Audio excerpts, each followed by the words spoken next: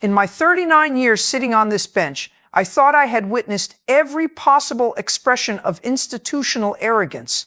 I have watched powerful defendants treat this courtroom as an inconvenience to be managed. I have watched attorneys deploy procedural tools designed not to find truth but to delay and obscure it. I have watched men and women walk through that door, convinced that their title, their network, their resources place them in a category that the law does not reach.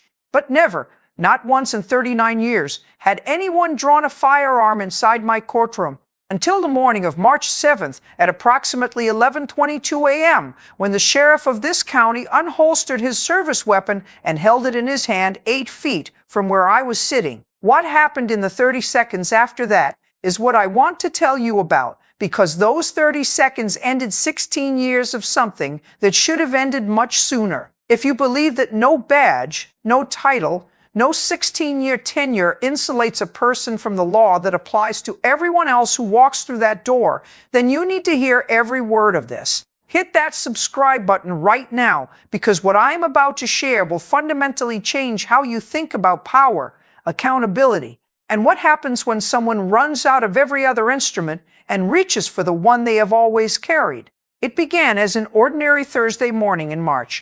My clerk set a file on my desk that appeared, on its surface, to be a standard civil rights and misconduct hearing. Case number CR 2260311. The defendant, Sheriff Dale Pruitt, 57 years old, 16 consecutive years as the elected sheriff of this county. The plaintiff, Adeyes Nwasu, 41 years old, a licensed social worker and crisis intervention coordinator who had spent 7 years showing up for the people this county's institutions had decided were not worth showing up for. What those 2 lines in the file did not capture, what no file ever captures, is what it cost Adeyes Nwasu to be in this building, and what it told me about why this morning was not going to be what it appeared to be. The cold comes into the building differently in March.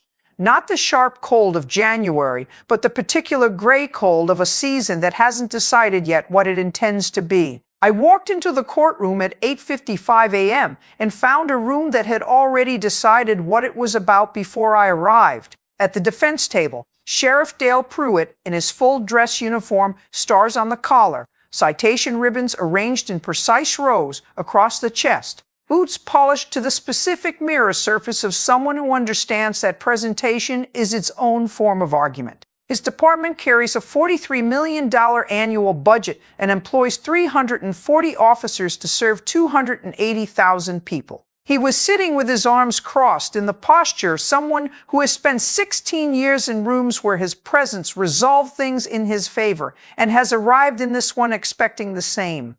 At the plaintiff's table, Adeyes Nwasu, beside her attorney Destiny Clark, 44 years old, 12 years of civil rights work. The kind of attorney who prepares a case as though she expects the other side to have every advantage except the facts. On the table beside Adeyes' right hand, a neatly organized documentation binder, 7 years of program records, the federal monitoring directive, 7 written statements from encampment residents, the photograph she had taken before Pruitt noticed her phone, and Gerald's hospitalization records with his written consent. Everything documented, everything in order. Gerald had been stable on his medication regimen for 4 months. 3 days after the sweep Pruitt ordered, on the night of November 14th, Gerald was hospitalized in a psychiatric crisis. I looked at the 2 sides of this room and understood what this morning was actually about. Not a civil rights violation on paper. What law enforcement is supposed to mean to the people it is supposed to serve. On November 14th, at 11:47 p.m., Adeyes Nwasu arrived at the county's largest homeless encampment to find that a department-wide sweep was already in progress. No notice had been given. No coordination had occurred with her program or with the federal monitor's office. The monitoring directive, a federal court order that Sheriff Pruitt's department had agreed to the previous spring, committing the department to humane service protocols and advanced coordination with community partners before any displacement activity, required both. Neither had happened. 3 of her regular clients were in acute mental health crisis. ADSA knew them by name, by history, by what they needed. She identified herself to the officers on scene and requested that the sweep pause long enough for her to reach them. Deputy Ray Collier told her the sweep was departmental business and she needed to step back. She held up the monitoring directive, a federal court document, and explained what it required. Collier radioed the sheriff. Pruitt arrived 14 minutes later. He had been reached at home. He came in full uniform. He told Adize, in front of 4 deputies and 7 encampment residents who would later file written statements, that she was a social worker from a city grant program and her piece of paper gave her zero authority to interfere with a law enforcement operation. When she said the words federal court order, he took the document from her hand, held it in front of her face, and tore it in half. Before he noticed she had her phone out, she took a photograph. Deputy Collier handcuffed her, not arrested, restrained, and placed her in a patrol vehicle. She sat there for 47 minutes while the sweep proceeded. Gerald was displaced without his medications. He was hospitalized 3 days later in a psychiatric crisis. Adize filed her complaint the following morning. 3 weeks after that, the county's legal office offered her $22,000 and a letter of acknowledgement to make the record disappear. She declined. She wanted a courtroom to read what happened and say what it was. The hearing began with Deputy Collier's testimony. Pruitt had entered the courtroom the way men enter rooms they believe belong to them. Not hurriedly, not with the careful composure of someone managing their presentation, but with the unhurried ease of someone who has never once had to manage it. He was not standing like a defendant. He was standing like a man who had come to supervise the resolution of a misunderstanding on his behalf. Collier confirmed the basic facts of the evening in the specific way witnesses confirm facts when they are trying to confirm as few of them as possible. When Destiny Clark asked him whether he had been aware of the federal monitoring directive, he said he wasn't involved in the sweep's planning. When she asked whether the sweep had been coordinated with the federal monitor's office as the directive required, he deferred to the sheriff. I asked Sheriff Pruitt directly whether the sweep had been coordinated with the federal monitor's office. His answer came with the unhurried confidence of someone who has given official answers for 16 years and has never once been pressed on them. The directive, he said, was a framework rather than an operational manual. Law enforcement requires flexibility that civilian oversight structures don't always account for. He delivered this while looking slightly past me rather than at me, in the specific way of someone who has decided the room he is sitting in does not quite merit his full attention. I asked him a second question. I asked him directly whether he had taken a federal court document from Adeeza Nwasu's hand and torn it. His answer: he had removed an item from a scene that was becoming disruptive to a law enforcement operation. Standard procedure for managing contentious civilian interactions. He said it with the same unhurried confidence as everything else, as though the description were self-evidently reasonable and the question itself slightly beneath the proceeding's dignity. I asked him to explain how tearing a federal court document constitutes standard procedure for anything. That is when he looked directly at me for the first time since entering the room. He said he had run this county's law enforcement for 16 years. He said he had operated his department without a single federal court telling him how to manage his scenes. He said he did not intend to begin taking instruction from a federal monitoring directive now. He said it clearly, on the record, in open court. The courtroom went very still. Destiny Clark submitted 3 exhibits in sequence. Exhibit 7, a certified letter from the federal monitor's office, signed 6 days after the November 14th sweep, formally documenting that the sweep had violated the terms of the monitoring directive and that Sheriff Pruitt's department was in contempt of the federal court's order. Exhibit 8, the photograph Adize had taken before Pruitt noticed her phone, the torn document visible in his hands. Exhibit 9, Gerald's hospitalization records, with his written consent and a statement from his treating physician connecting the medication disruption directly to the sweep. Pruitt rose from his chair without being asked to rise. He said that what was happening in this room was a civil rights attorney using a social worker and a mentally ill person as props in a political case against a department that had served this county with distinction for 16 years. He said the federal monitor's office was a politically appointed oversight mechanism that had been hostile to his department from the moment of its inception. Then he paused, the kind of pause that is constructed to feel like the space in which something significant is being placed, and said that the law enforcement community of this county and of this state was watching this proceeding very carefully. I removed my glasses. I set them on the bench in front of me. I said, "Sheriff Pruitt, I want to address each of the statements you have just made with the precision they require. The federal contempt finding is a certified legal document produced by a federal monitor operating under a court order your department agreed to. Characterizing it as a political act does not change what it is. Gerald's hospitalization records are medical documentation submitted with his written consent by a physician who treated him. Characterizing them as props does not change what they are." And the third statement, that the law enforcement community is watching this proceeding carefully, is something this court takes considerably more seriously than you appear to have intended when you said it. I told my clerk I needed the communication that had arrived that morning from the Department of Justice's Civil Rights Division. She handed me the envelope. I opened it, read it once through completely, then read it a second time to confirm I had understood it correctly. Then I read a portion of it aloud into the record. The Department of Justice's Civil Rights Division had been monitoring the November 14th sweep as a potential contempt enforcement matter since the week following Adaeze Nwasu's complaint. Based on the documentation Adaeze had provided, the DOJ had determined that a formal investigation of Sheriff Pruitt's department's conduct under the federal consent decree was warranted. The investigation had been opened. It was active. 2 DOJ investigators were currently in the building and had requested permission to enter the courtroom at the conclusion of the hearing. I set the letter down and looked at the room. Andrew Wells, the county staff attorney, said Sheriff Pruitt's name once, quietly.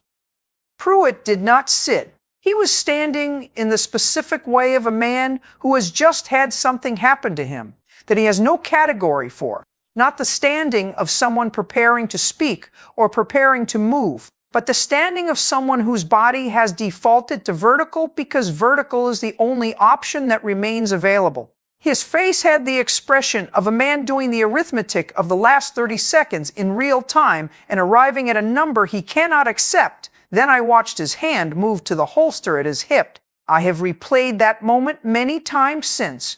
The specific, but deliberate motion of a hand that has reached for that holster 10,000 times across a career and is reaching for it now, not from training, but from the specific desperation of a man who has run out of every other instrument he knows how to use. The snap unclicked. The service weapon came out. He held it at his side, not raised, not aimed, but drawn. In a courtroom, 8 feet from the bench where I was sitting. The room shattered. Officer Sandra Reeve, 22 years in courthouse security, a former Army sergeant who chose this work precisely because she believed in what courts are supposed to do, was on her feet with her own weapon, trained on Pruitt in less than 3 seconds. 2 additional bailiffs flanked him immediately. Someone in the gallery screamed.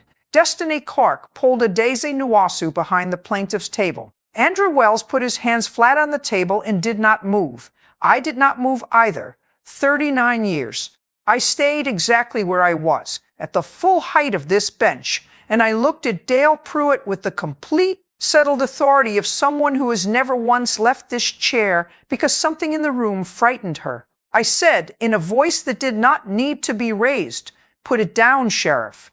Pruitt was breathing hard. The hand holding the weapon was shaking. 6 seconds passed. Officer Reeves said, "Sheriff, weapon on the ground. Now." The weapon came down. He didn't drop it. He lowered it, set it on the floor beside his foot, and straightened up with the specific, terrible dignity of a man who understands in this precise moment that he has just ended 16 years with a single motion. 11 seconds from the moment the weapon touched the floor to the moment the restraints engaged. The 2 DOJ investigators came through the rear doors 40 seconds after that. I call the 20-minute recess. I walked to my chambers, sat down at my desk, and pressed my hands flat against the surface. Someone had drawn a loaded weapon in my courtroom, in the room that my mother spent 41 years as a public defender believing was the last room in any community where the powerful and the powerless are required to stand on the same ground. I sat there and breathed until my hands were steady. Then I went back to work. When I returned to the bench, I delivered the ruling. Judgment for the plaintiff on all counts. The November 14th sweep constituted a willful violation of the federal monitoring directive. Adeyezi Nwasu's restraint without arrest basis constituted an unlawful seizure. The destruction of a federal court document constituted contempt of court. The displacement of vulnerable individuals without medication coordination constituted deliberate indifference to documented medical need. The service weapon drawn in this courtroom constituted criminal contempt, referred immediately to the State Attorney General's office for formal charging. Damages to Adeyezi Nwasu, $380,000, covering her unlawful detention, the destruction of her property, and punitive damages reflecting the deliberate nature of every element of the violation. Full restitution to Gerald's medical fund, a federal remediation plan for the county's monitoring directive compliance, supervised by the monitor's office with quarterly reporting to this court. Then I did something I have done only twice in 39 years. I spoke directly into the record about the person who brought the case. I said that Adeyezi Nwosu came to this courthouse with 7 years of documentation, 7 witness statements, a photograph taken at personal risk, and a settlement offer she had refused because she wanted the record to exist rather than disappear. I said that showing up at 11:47 p.m. for 3 people in crisis and then showing up again in this courtroom to say what happened to them is the specific and irreplaceable work that makes communities survivable for the people those communities would otherwise simply forget. When the ruling was complete, Destiny Clark was on her feet. Adeyezi Nwosu was not crying. She was sitting with her hands folded on top of the documentation binder and her eyes on the bench, with the particular steadiness of someone who knew what the truth was and waited for a room to confirm it. The DOJ investigation produced findings of systematic civil rights violations spanning 7 years, coercive sweeps, unlawful detentions, suppressed complaints from vulnerable residents, a documented pattern of retaliation against county employees who raised concerns. Pruitt was indicted on 14 federal counts. He resigned 9 days after the indictment. His trial took 8 months. The jury deliberated for 11 hours before returning a unanimous guilty verdict on every count. Federal Judge Leonora Vance sentenced Dale Pruitt to 11 years in federal prison. His pension was revoked. His law enforcement certification was permanently stripped. Gerald completed his medication regimen and remained stable. Through the county remediation program the federal plan required, he was permanently housed 6 months after the trial concluded. Adeyezi Nwosu received a public service citation from the state's governor. Her program received a 3-year federal funding renewal. She used a portion of the damages award to establish a documentation support fund for other social workers whose work brings them into contact with law enforcement, because she understood that what had protected her in that courtroom was the binder on the plaintiff's table, and she wanted other people to have what she had. Officer Sandra Reeve received a commendation from the state court system. She framed it and hung it beside a photograph of her mother, who spent 30 years as a public school teacher in this same county. Destiny Clark received 3 referrals from other civil rights plaintiffs in the month following the verdict. She took all 3. Justice does not materialize because courts exist. It occurred here because Adeyezi Nwosu documented everything, because she refused $22,000, because Gerald gave his written consent to be part of a record that would say what happened to him, because people chose, at each decision point, to create it. I want to say something directly to everyone watching this. Justice is not automatic. It does not arrive because courtrooms exist, or because judges wear robes, or because the word justice is carved above the door of a building. It occurs because people actively choose to create it. People who drive 11 minutes on a cold November night to reach 3 people in crisis, who document what they witness when the people around them are hoping nothing gets documented, who decline $22,000 because they need the record to exist more than they need the settlement to end. Pruitt drew that weapon because he had spent 16 years in rooms where his badge resolved situations in his favor. He drew it because he had run out of every other instrument available to him. What he discovered in 30 seconds in this room is that this courtroom does not respond to that instrument, not this bench, not while I am sitting on it. Think of Adeze Nwasu. Think of the binder she carried into this courtroom. Think of the 7 people who live in an encampment 2 blocks from this building and who wrote statements because Adeyezi had told them their experience deserved to be documented. Think of Gerald, who gave his written consent to be part of a record that would say out loud what happened to him on a cold November night when someone decided his medication didn't matter. That is what this bench is for. Not for the sheriff with the mirror-polished boots and 16 years of unquestioned authority for Adeze, for Gerald, for everyone whose experience deserves a room that will read it and say what it is. Share this. Subscribe. Justice still has a pulse. It belongs to everyone.